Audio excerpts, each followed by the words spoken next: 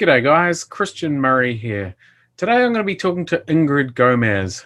She's running for the 21st Council District, currently occupied by Francisco Moya. Now he's able to run again in 2021, one of the few incumbents that can do so in Queens. Good morning, Ingrid, and thank you for joining me today. Good morning, Christian. I'm happy to be here with you. Thank you for the opportunity to share my thoughts on my campaign with you. Oh, wonderful. Well, listen, for people who don't know you, can you just tell us a little bit about yourself and why you're running? Yes. So my name is Ingrid Gomez, and I am a social worker, a community organizer. I am also a recent member of the Community Advisory Board. I was appointed just a week ago. And so I'm excited to be able to be in that role as a conduit of information between the community and Elmhurst Hospital. So that's what I'm doing now. Mm-hmm. And the reason I'm running is because this district has been hardest hit by COVID. Right. We've heard the news reports that, basically this is the concentration. Here's the epicenter of the epicenter of the COVID pandemic. We had about 440 deaths here in Corona. Thousands fell ill and thousands lost their job. So as a result of failed leadership, I have decided to step up and represent our district. All right, Hopefully, wonderful. the voters will see and vote for me. Okay. So, I mean, you touched on the community advisory scenario. Can you tell us a little bit more what that is and what other things you do in the community? Sure, yes, of course. So the Community Advisory Board is made up of 20 community members. It's made up of the former council member, Helen Sears. There are philanthropists, community leaders from throughout Queens, and we care deeply about healthcare and how our communities are served. And so this is very relevant to my community in particular, because as I just mentioned, we were hardest hit by COVID-19. And it's important to inform the community about the services of Elmhurst Hospital, to also understand how we can do better to serve the community. Okay, so those who aren't so familiar with this advisory board, basically it is a community group, community organization that sort of provides feedback to Elmhurst Hospital between, I guess, a conduit between the public and I guess the board of directors at that hospital, I would imagine. Is that kind of what you're saying? So yes, absolutely. And I think the importance of that board, again, is to really make Elmhurst Hospital the best it can be, right? To serve the needs of the community. So I feel very proud to be a part of this board because, again, our community is in dire need right now. And so being able to bring that information back is really critical. Okay. Now you're running against Council Member Moya. How do you think he handled the COVID crisis, and how would have you approached it differently? Well, I think that under Moya's failed leadership, we saw how our community was ill prepared for COVID-19. I want to reiterate that we were hardest hit, and we suffered the most losses. And so, the proof is in itself. You see the numbers, you see how poorly we responded. Well, the failed leadership responded to this crisis. Right. Now, Ingrid, you could argue that the city and the nation, for that matter, didn't do so well. So why would you sort of focus on the council member and his role here? It sounds to me as though it's like from top to bottom, but can you just elaborate? Yes, I mean, it's both, right? I think it's both. And I think that Mayor de Blasio also failed in his leadership. And so it trickles down to our council member. And the reason why I'm focusing on it is because I live here.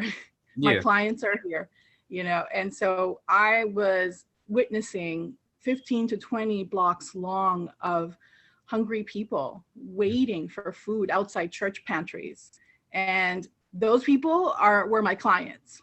And sometimes when food ran out, they went back with empty hands and hungry stomachs. And so that to me is unacceptable. I Okay. think, again, we were ill prepared for this kind of emergency and, again, failed leadership. Right. Now, Ingrid, you mentioned your clients and social work. What do you mean by client? What type of client are you talking Yes, about, and where are yes, those absolutely. clients? So I am a social worker, mental health therapist at the Child Center of New York, and I serve 3 and 4-year-olds at a pre-K center, 3 and 4-year-olds and their Tough families. job, tough job. Mm. I love that age group. I think Yeah. they're phenomenal. I think they're fantastic. And so, our community is a traumatized community. We have the systemic issues of poverty. Mm. We have the systemic issues of lack, again, of services, lack of health care. And this is why, for me, this work is so important and so life-saving because, Mm. again, I get to interact with the community one-on-one very directly. So I have a direct line to the community. Right. Okay. Now, this race is different because most of New York City, due to term limits, are going to be new faces guaranteed in these seats. Okay. Councilmember Moyer is one of the few who can run again. So the question is, how are you better? What would you do differently? And why should people elect Ingrid Gomez? Absolutely. So I think this district would fare better under me because I think, this is a city that needs to reimagine itself, Mhm. right? And this district has the opportunity to really be at the center of that reimagining. And what I mean by that is our plan would be to bring a municipal Green New Deal to our district. I don't know if you're aware, you may be, that there is a plot of land right by City Field. It's called Willets Point. And Sure. this has been in development for about 12 years. And it's gone through, now the third What a council plot of member. land. That's a big thing. Yeah. Mm. It's 23 acres, right? That the city was, it's owned by the city. And so in that acreage, there are going to be housing units built. So right now, the proposal is to bring 1,100 housing units to Willets Point. My proposal will bring twice that. And not only that, but we can also prepare a work fair program. We're going to be focusing on a work fair program to put people back to work. And the priority would be District 21 residents. So we want to be able to provide green economy jobs to those residents. Why green economy jobs? Because we are facing a climate crisis. Mm. And, that would mean green economy jobs would mean jobs in construction, jobs in manufacturing.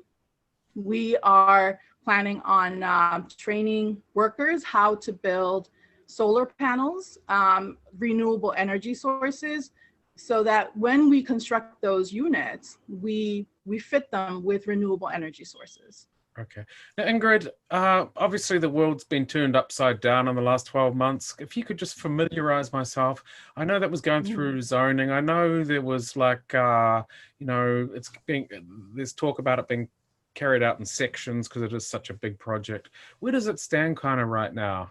Just to help me and others try and catch up on what's going on. Sure, of course, yeah. So I went to a community board meeting, CB7, over the last winter. And at that point, they were planning on remediating the land. There's mercury, there are other toxins, and it's unsafe. It's unsafe for the workers that remain. The old car shops and things like that. Yeah. Okay. Exactly. And so because of that, we know we need to do environmental remediation, and that's where they were at that time. And then COVID hit. So everything stopped. And to my understanding, there isn't any construction going on right now. To my understanding, they're still working on the remediation. Right. Okay. All right. So you would approach that plan at Willets Point, with a focus on green New Deal and housing, a different housing mix, etc. What other things would you do as council member, and particularly, in contrast to council member Moya? Yes. So again, I think that, this district is in need of jobs, in Mm-hmm. need of housing, and need of food. And so our plan would tackle all those three things, right? So we spoke about housing, bringing 2,200 or more housing units to Willets Point. We spoke about work, again, we're going to provide green economy jobs and workfare training. And then we haven't spoken about food. So one of the things that is important is to be able to have, for example, community gardens, urban farming, open green space, and those things would allow for our own production of food. Right now, there are over, I think, 50 community gardens in the entire city. We have the sort of guerrilla food gardening where people raise their, rather grow their vegetables and fruits, etc. And so we are able to imagine this plot of land being used for those purposes. And that's one of the things that we can tackle. There are other proposals as well. We throw away tons and tons of food. There's a lot of food waste, just in New York City alone. And that is something that not only is a waste, but also contaminates the environment, right? There's methane gases that are emitted from so much food waste. And so, we have to reduce food waste. That's one of the things. And we have a very interesting proposal that would be called upcycling food, which basically means, for example, those vegetables that you see that are ugly food, they're deformed and they just don't look like very appealing to eat. So upcycling food would mean that we use those vegetables and eat them, right? Because they're still vegetables that, give us nutrients. The other thing with upcycling that's really interesting is that you can recycle the food waste from fruits, for example, the pulp, to create other edibles, kneading. It could be juice, it could be made into, soap, cosmetics, etc. So there are ways to recycle food in order to produce other things, other food and other items. So that's one of the more interesting proposals that we have. Okay, just to sort of sharpen the conversation a little bit, often in these campaigns, people sort of go for the jugular. And what I mean by that is, Joe Biden's going after Trump, basically saying he doesn't listen to science, he's divisive and arguably racist or is racist. And Biden is saying, listen, I'm a uniter, I bring people together, and that's my campaign. Do you have sort of a thing along those lines in terms of Moya, or is it just really a case of, listen, these are my thoughts and these are sort of where I go? Have you sort of worked out a strategy on that yet, or is it sort of too early in the campaign? Well, I think it's really important to, demarcate the differences between him and I, right? So when he failed to lead us through this crisis, I was organizing mutual aid efforts here in Corona. Right. So we helped to feed hundreds of families during this pandemic. And we brought these groceries to their homes. We were able to really dig in and help our families. And again, that's because we needed to fill a vacuum that wasn't filled. Right. Okay. Just I want to shift the conversation to land use, development. You touched on it there with Willets Point, of course. The big issue was Target, moving into the space where the old movie theater was, and also like small businesses, how they're getting hurt, etc. I guess that's been, it's on steroids now because of what COVID's done to the economy. But how would you approach like land use rezonings, protecting small businesses as council? So as you know, Christian, there is a process called ULURP, and that land use process goes through several steps. and it starts with the City Planning Commission and ends with the mayor. And so right now, the Planning Commission has the first binding vote in the whole process. Right. And so that is problematic, because then it goes to the community board, and the community board is just an advisory board. And since the CPC already has the binding vote, it's like, it really puts the community at disadvantage, right? Because the CPC is made up of members that are tied to the real estate industry, that are not living in the community, so they don't have a vested interest in the community. So we really need to reimagine the CPC.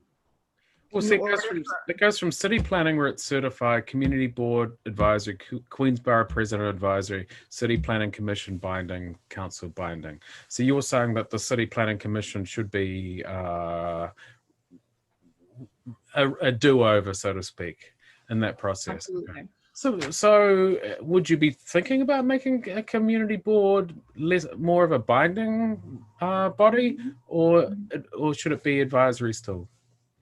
I think it should be a binding body. I think it needs to be a binding body because of the fact that we have so little power in this process. And the community board is the spokesperson, right? The spokesbot. No, yeah, it's the eyes and ears. It's the eyes and ears and people on the ground of a neighborhood. Absolutely. Exactly. So they have a vested interest in what happens in our neighborhood and how rezonings affect our neighbors, our businesses, how rezonings can be discriminatory. And, that rezoning that you're speaking of on 82nd Street, that was a rezoning that was gonna bring 13 floors. It was going to be 13 floors, and it was going to cause displacement of residents. It was going to cause displacement of immigrant mom and pop businesses. And it was also going to be a problem for ambulances to get through to Elmhurst Hospital, because, as you know, the streets are really narrow. And when you have a big box truck, right, for Target, then that's a problem, right? The ambulances can't get through. And so I was really proud to be, I seconded the vote against this, right? To basically not rezone this area. And then the community, also spoke really loudly against this rezoning. Yeah, I mean, so was that as a community board member, Ingrid? When you say, yes, I was a community board member in Community Board 4 for several years, and I sat on the board when that rezoning plan came to the community board. Yeah. Okay. So immigrants and providing them with the right to vote. It's coming up again. I see it's the city council is looking at it. What are your thoughts, given the fact that you would be representing a district that is very heavily immigrant? Right. Yes. So definitely, we live in a community that's 78% Latinx. I think 15% Asian, and many of those Latinx residents are undocumented residents. And so we have amongst those residents of 78%, many who hold green cards, who are authorized to work in the US. And we really owe it to them. They pay taxes to really have a stake in what happens in city elections. And so my vote would be to have non-citizens vote in municipal elections, which is something the incumbent is not, hasn't signed on to. He has not signed on to this. And I believe, excuse me, I believe it's because he wants to disenfranchise voters and not allow them to vote. Perhaps he's afraid he'll be voted out. So, this is a problem. No, I haven't looked at the legislation lately. Would it allow undocumented immigrants to vote as well, or would it be green card holders and work visa folks? Do you know? Exactly. It would be green card holders and those authorized to work in the U.S. Right. Would you extend it to undocumented people, or how far would you go with a bill like that? Right. I think that, in other municipalities, from what I understand, Mm. they have allowed undocumented workers, undocumented residents rather, to vote in municipal elections. I am not opposed to, to basically look over that legislation. Right. Okay. Transportation is a big issue citywide. Uh, I mean, pre-COVID, the subway system was, filled to the gills. Then you've got, Mhm. the increase of pedestrian and bicycle, ridership. What are your thoughts on the infrastructure and moving people around in New York Yeah, City? well, that's, Mm. yeah, I mean, yeah, it's a definitely a system that is saturated. Mm. We have, especially here, I don't know if you've been up to 103rd or 111th, taking your kids to the museum. Yeah, yeah. Yes. They put a So, bike lane in there a few years ago, if I remember. Yeah, mhm. up by the zoo, I think, right? It- I'm sorry, say it again. I think they put, protected bike lanes up by the zoo a few years ago, right? They 111. put, yes, on Mm, 111th Street. mm, That's correct. mm, So the the trains are, like I mentioned, saturated. You have so many people getting off mm. the stops that you have to wait for a few minutes in order to get down the stairs, right? So we have a transportation issue. We are reimagining. We want to reimagine transportation, right? Mm. So being able to also be environmentally friendly. So building a fleet of bus services that are running on electrical power. We can do that here. We can provide other green alternatives to the train, to the subway, Mm. to move people, because we need more movement, right? And so that's one of the things that we want to look at in city council. Right. I remember they were, moving forward with a better bus plan, right, in Queens, and there was a lot of controversy in Corona, Jackson Heights area. Um, do you recall, or were there any issues there that you had at the time? I mean, Mhm. it's sort of like died, of course, the whole plan because of COVID, but Right, um, right. mm, Yeah, so I think this plan was very controversial mm, because it was going to eliminate certain bus routes. It was going mm, to change the bus routes themselves, and it would affect many residents of East Elmhurst, Jackson Heights, and other areas of Queens. right.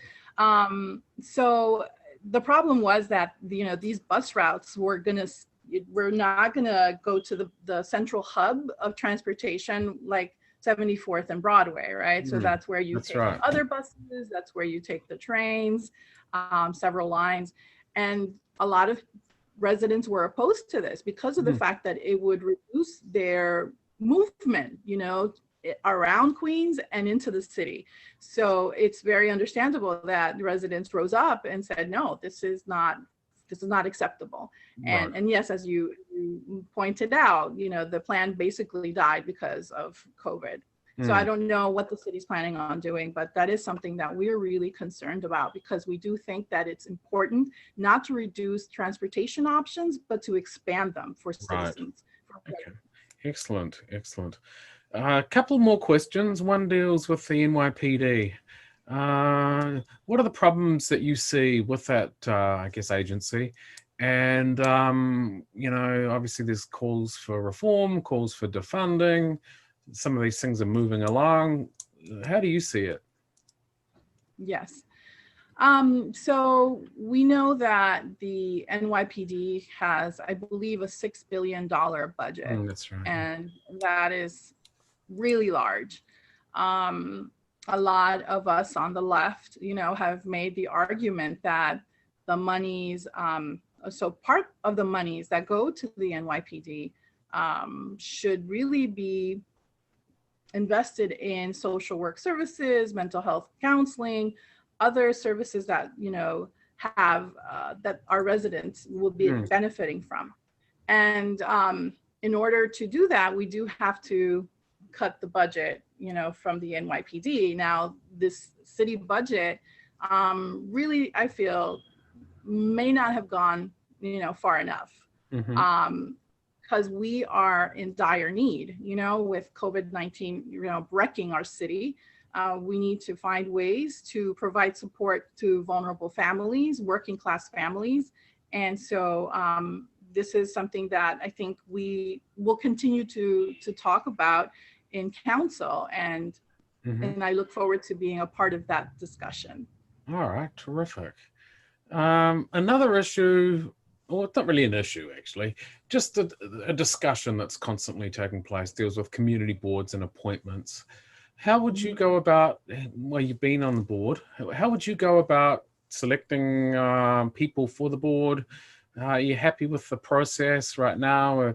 The council member appoints half, Queensborough president the other half, and then sanctions them all. What are your thoughts on boards? Yeah, I think if the system were to stay the way it is, there's two thoughts I have. If the system were to stay the way it is, I think it's important that, the council member and the borough president really diversify boards. So I would consider undocumented residents to be a part of those boards. I would consider trans and gender nonconforming individuals to be a part of those boards. Definitely more LGBTQ representation, more young representation. I think that we don't have enough young people. Many board members tend to be, older, and there's nothing wrong with that, but I think we need more diversification in our boards. So as it stands, this system, if it were to stay the same, that's what I would do. Now, what I think would be best, I think, or I would consider, is that we have community board members elected, that they run for office, just like county committee members have to get like 20 or so, 30 or so signatures.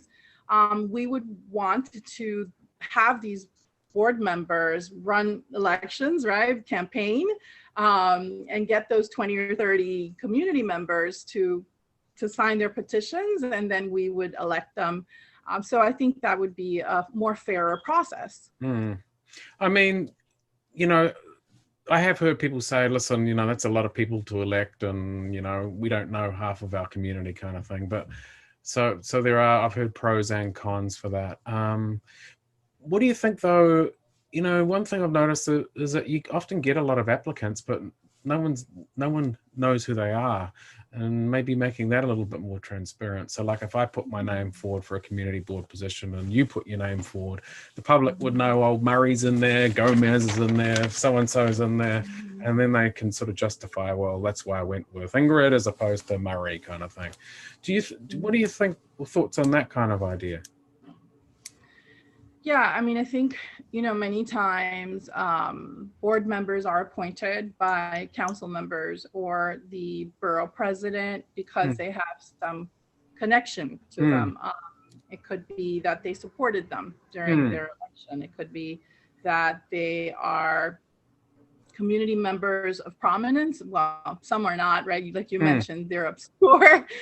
So you're wondering, how did they end up on the board? And as a former community board member, I had the same exact question, like, who are these people? I've never heard of them. And so, yes, you are right. This happens quite often. And I often think it might be sort of political favors, this person did me, a favor, I will put them on the board. And so I think that's why we propose having elections, that community elected. All right, terrific. Now, Ingrid, is there anything else that you would like to bring up to voters about your candidacy, about your positions that people should be aware of? And again, maybe that are in contrast to Councilmember Moyer. Yes, absolutely. In me, the community has a different option. I believe a better option. I live in the community. I work in the community. My life pretty much parallels my clients. The reason I say that is because I am also an immigrant. My Mm. first language was Spanish. Where are you Or from? Where are you from, Ingrid? Colombia. I was born Okay, in great. Colombia, Mm. Barranquilla. Mm. And I came as a child. Right. I was 7 years old. Mm. For some time, I was undocumented, Mhm. like many of my residents here. I had to stand on food lines as Mm. well. My mom, had to go on food stamps for some time to provide for us, right? And so I know what it is to grow up poor. Mhm. I know what it is to grow up undocumented. And I care deeply about this community. To see that it continues to suffer is unacceptable to me. So I want to represent this community because I understand the struggles very deeply, very personally. Okay. Well, Ingrid, on that note, I'd like to thank you for your time today. Thank you. Thank you so much, Christian. This has been an honor and a pleasure to speak with you this morning.